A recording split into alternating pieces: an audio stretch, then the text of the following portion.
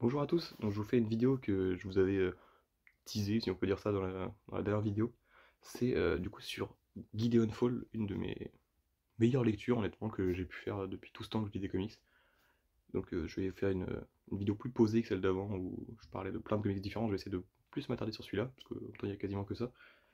Et voilà, dire ce que j'en ai pensé, éviter quand même de spoiler trop. Peut-être que je vous raconterai un peu les un ou deux premiers épisodes pour donner envie, mais Euh, voilà, je vais essayer de faire ça calmement, de parler comme les idées me viennent, et voilà, tout simplement faire un petit truc un peu sympa.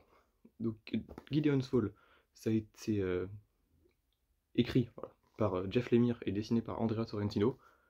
Donc, j'ai fait un peu de recherche sur ce que j'avais, parce que je savais que j'avais déjà lu des comics écrits ou dessinés par ces deux artistes. Donc, j'ai retrouvé deux comics dans ma collection, ce qui me paraît peu, mais à moins que j'ai oublié, je crois que j'ai que ça par ces auteurs. J'ai le Batman Imposteur, donc qui n'est pas scénarisé par Jeff Lemire, mais qui est dessiné par Andrea Sorrentino, que j'avais vraiment beaucoup aimé. Je l'avais acheté juste après le film The Batman. Et je sais que les dessins m'avaient vraiment plu. Même si le scénario était cool, même si un petit peu prévisible dans mes souvenirs. Mais j'avais vraiment beaucoup aimé. En tout cas, après avoir vu le film Batman, c'était vraiment cool.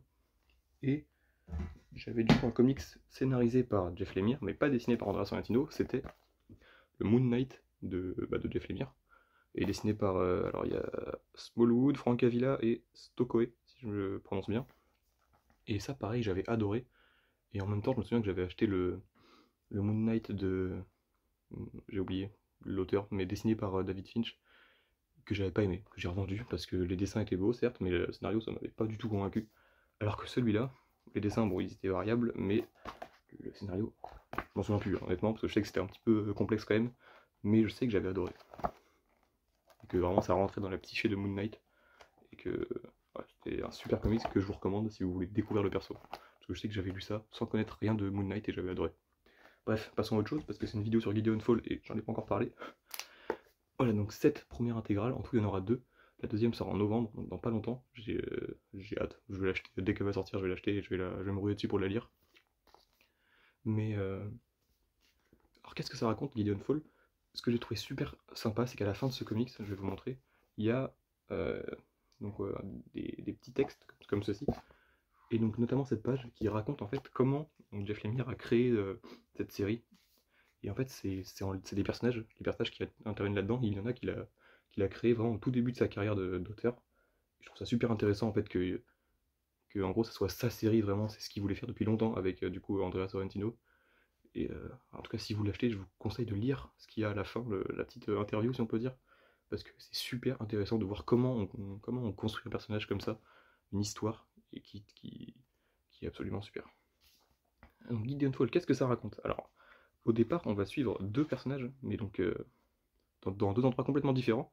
On va suivre un personnage du coup qui s'appelle Norton Sinclair, donc ce personnage-là, qui est dans une grande ville, et on ne sait pas trop pourquoi, mais il collectionne un petit peu des déchets, des petits bouts de bois, des petits trucs, des petits clous qu'il trouve par terre dans la rue, dans les déchets. On ne sait pas trop pourquoi il fait ça.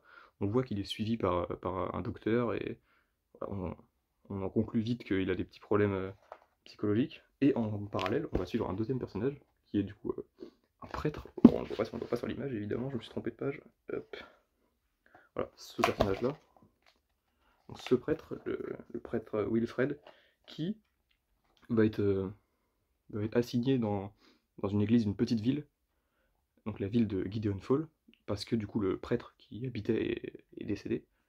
Et donc il va vite se rendre compte que bah, cette ville, il se passe des choses un petit peu étranges, et notamment des choses liées à une certaine grange qui apparaît et disparaît de temps en temps. Enfin, ce que j'adore dans ce comic, c'est en fait c'est tout simplement des mécaniques qui marchent sur moi même pendant les films et séries. C'est les... Bon, ça va être un peu basique, mais j'ai pas vraiment le mot pour dire, mais quand on a un élément qui apparaît au milieu du comics ou n'importe où, qui te fait tout reprendre ce que tu as vu en fait depuis le début. Il y a vraiment eu des pages, donc souvent des fins de chapitres, où ça retourne le cerveau dans le sens où on pense comprendre depuis le début ce qui se passe, et il y a un élément qui nous fait dire ok, je comprends toujours évidemment, mais ça change tout. Et je trouve ça trop bien d'avoir une série qui sait tenir en haleine vraiment chaque fin de chapitre, ça donne absolument envie de lire la suite. Et, euh, et c'est fait de superbes belles manières. J'adore aussi la manière du coup de lire une série comparée à ce qu'on peut lire chez Marvel, etc. Avec le recul, du coup, je m'en rends de plus en plus compte, c'est que bah, les persos Marvel, à part quelques séries, n'évoluent pas trop, ou alors ils évoluent pour après retomber à leur statu quo. Et là, c'est vraiment trop bien de lire une série où les personnages évoluent et tu sens que l'histoire avance et va se terminer en fait, c'est absolument trop bien. Et pareil, donc c'est une série qui nous. En tout cas, moi, pendant que je la lisais, j'avais une lecture active, c'est-à-dire que je réfléchissais vraiment à ce qui pouvait se passer, je me faisais un petit peu des théories et tout, chose que je ne fais plus, je me rends compte chez Marvel, quand je lis du Marvel, j'apprécie hein, souvent, donc bah, plus ou moins certaines séries, mais là je sais qu'à plusieurs reprises je me suis dit ok je pense que l'auteur va nous amener à ça, pour qu'au final non ce soit pas ça, pour qu'au final si ça soit ça, mais qu'il ait réussi à nous faire croire que non, enfin il y a vraiment des choses que j'ai adorées. L'édition j'en parlerai après, mais il y avait d'autres choses que je voulais dire peut-être. Euh, Bon, on va parler de l'édition, si ça me revient. L'édition, du coup, c'est une intégrale. Je sais pas si. Enfin, je connais pas le nom des collections chez Urban, mais si je vous le compare à un comics classique, voilà, vous voyez la taille, c'est quand même assez grand, assez plaisant à lire. Donc, c'est un dos arrondi. Il y a, pareil, il y a un. Alors, je sais pas le nom exact, mais il y a ça, une petite marque-page. C'est chapitré évidemment, parce que maintenant tous les comics sont chapitrés, heureusement. On peut essayer de vous trouver une page chapitrée. Hop, évidemment, j'ai pris le chapitre le plus long, voilà. Ah non, si voilà. C'est chapitré de cette manière, chapitre 3, hop. Donc tout ça pour vous dire que c'est une série super bien. J'attends d'avoir la fin, j'espère que la fin sera à la hauteur, mais les avis que j'ai vus, c'est bien tout le long en fait. J'hésite même à me prendre peut-être les anciens tomes, mais comme je vous l'ai dit, l'intégrale sort bientôt, je vais me retenir.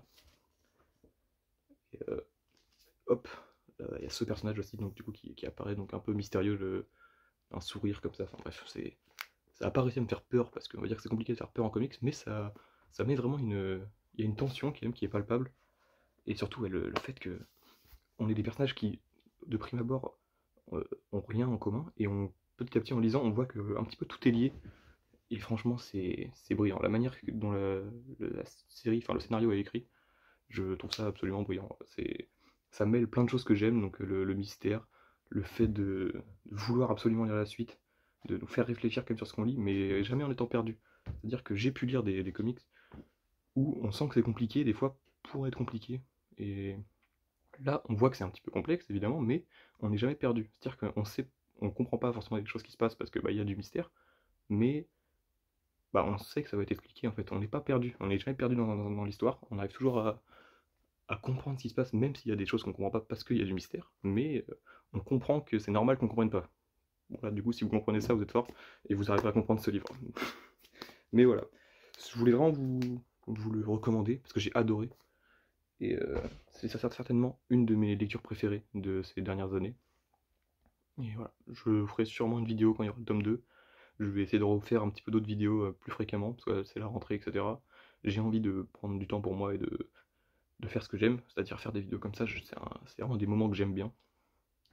Et c'est tout. Voilà, je pense que j'ai parlé combien de temps? 8 minutes. C'est bien. Voilà. J'espère que ça vous aura plu et n'hésitez pas, si vous l'avez lu ou si vous avez envie, à me faire des retours en commentaire. Allez, à bientôt.